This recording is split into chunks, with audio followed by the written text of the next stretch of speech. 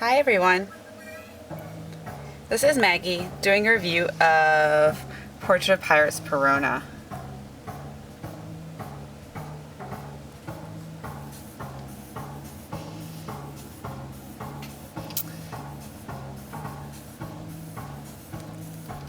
And she's absolutely gorgeous. Very excited about her. A couple notes about her is that she comes with 2 horos, but she only comes with 1 peg to hold it with, which is quite annoying to me. She does come with another peg, and the extra ghostie does come with another hole, but there's no extra hole in the base. My favorite way to display her currently is this way, because it's got a really nice flow to it. It's got her face, her umbrella, ghostie, horo. She's super well done. Lots of great details.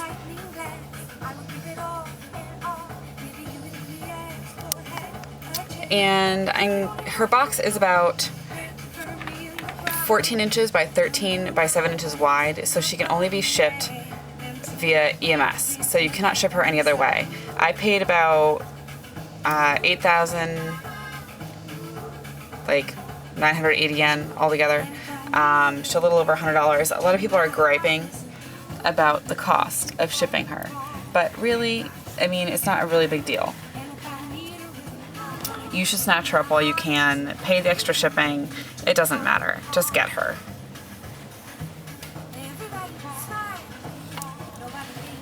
I just wanted to make some notes about this figure while I could, and while she's new and fresh in everyone's hands. She comes with a couple extra parts. She comes with an alternate face, kind of like an annoyed face.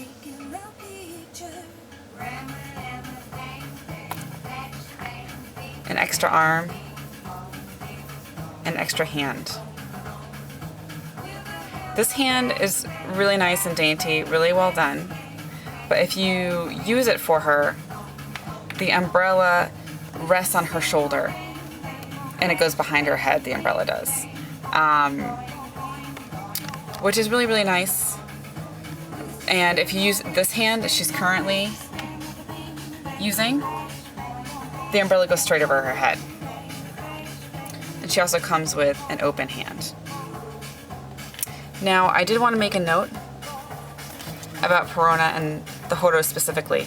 The horo is actually clear, and it's got a white paint over it, so it's translucent. I wanted to point this out because I actually have the Ichiban Kuji version of Sanji, and it's done the same way. It's like clear with white paint over it, but if you'll notice when I put my finger over it, there's actually scrapes in the paint. The paint does scrape off. Be careful. I can already see some little wear on this, even though I barely even used it. I think it's just box wear or production wear. But it will scratch. Not with this, not with just like a piece of plastic, but if you scratch it with your fingernail, it can come off. I think it gets worse over time, so just be very careful with them. Handle them as little as you need to handle them. So I'm kind of upset one of the ghosts doesn't have its tongue sticking out, kind of like the Ichiban, the World Collectible figure. This one seems to have more personality, but it looks, the ghosties kind of look fatter compared to the leaner ghosties here. So she got a great personality, but doesn't look as good. So I'm going to deconstruct Perona really quickly, then put her back together in a different pose so you can see what she looks like. Her hat is actually really great. Pegs into the top. Her hair is also translucent, so again, be careful. See how when I put it next to her shirt, you can actually see it's clear. You can see the darkness through it.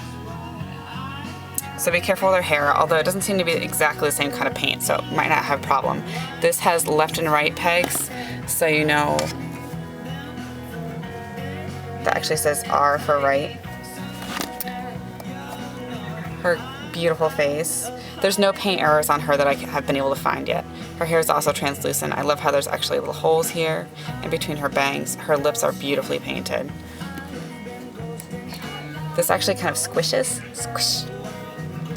And I feel like they painted over this. It looks kind of like meringue, like lemon meringue pie, because they put this yellowish over it, which looks a little strange, but it's still really pretty. And they made it extra thin, so it fits over her really beautifully. The bow is also well done. Umbrella, best way I found to do it is to twist this side and just pull it off. Again, really well done. This is really cool on top here and nicely done inside. This is actually meant to go at this angle specifically because this goes for gravity. It goes down. This part goes down. This is really neat. I enjoy this greatly. Her pole for her umbrella is actually made out of metal, so it doesn't bend and offers extra support, which is really great. Plus, I like that the paint won't come off when it's going through her hand, which is very important because you need to deal with a lot of poles and stuff with different characters having staffs. Her arm actually comes out this way, so if you just wiggle it and kind of pull in that direction, it should come out. Give me a little extra trouble today, I guess. And this hand comes out, so you can use the hand for something else.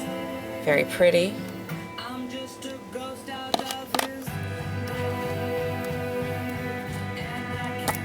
Shirt comes off. I actually really like her cleavage. They did a good job with it. It's not gratuitous or anything. Paint is spot on. Really nicely done. Fingers, really pretty. One thing I also really like about this, I'm just going to carefully take the ghosties and put them off to the side.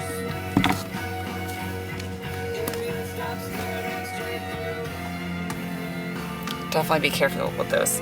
What I like about this is that the skirt comes off, but it's not as bulky as a lot of other removable clothing. See, you can see there's a little gap here, but that happens, I mean, when any girl's wearing a skirt. But on the back it's pretty flush, which is really nice. And it's really great shading around here. So you just take the skirt off. Not really necessary, but it's very thin. And I really like how they didn't put like a butt crack in between, like they did with Nami. See, there's like, it's like two separate entities. And Nami also has this very gratuitous bottom to it. All this lace. And Perona doesn't have that. It kind of just looks like a regular pair of underwear or a pair of like a bikini bottom or something. Really well done here on the back. The way that the shadows fall, the musculature, it's very properly done, which is really refreshing for a one-piece figure. Even the hip bones. The legs are beautifully painted. These are kind of like a really hard plastic, so be careful. I'd say if you dropped it, it might break, so just be careful with those. But everything is well done. It says Perhona on her base, which is kind of strange, but because it's just Perona. But really great legs on her and everything. So I'm going to reconstruct her differently.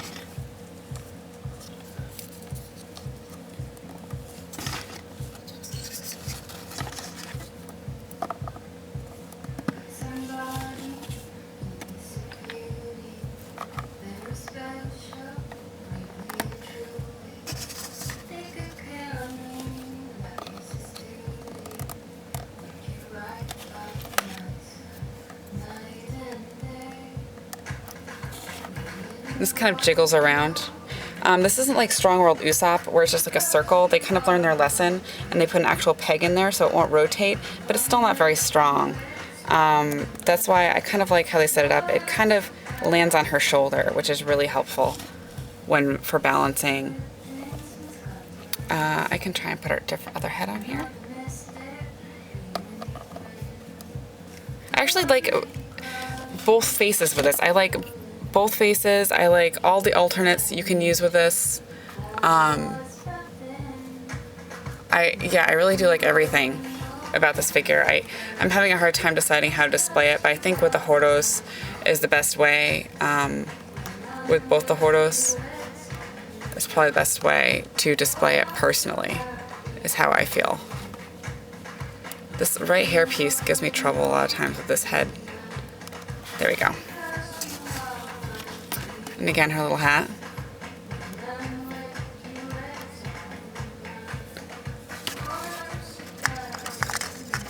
this you can just twist onto the top. But see how it needs that her shoulder for the base. So, you know, that's fine. I've tried a bunch of different combinations, like wrapping a horo around her leg or things like that, and nothing really seems to work. Now, if you really felt adventurous, you could screw into the base.